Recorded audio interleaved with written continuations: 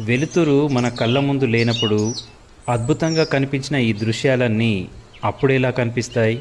ఒక్కసారి ఊహించుకోండి.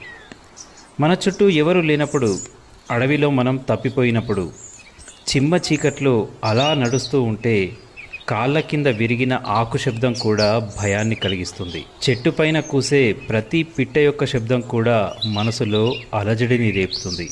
అప్పటిదాకా జంతువుల్ని చూసి సంతోషించిన కళ్ళు ఏ జంతువు ఏ సమయంలో దాడి చేస్తాయో అంటూ వాటి శబ్దాలు విన్నప్పుడల్లా ప్రాణాలు అరచేతిలో పెట్టుకొని బిక్కుమని గడపాల్సి వస్తుంది. అప్పటిదాకా అందంగా కనిపించిన అడవి మన కంటికి మృత్యుపాశంలా అనిపిస్తుంది కదూ.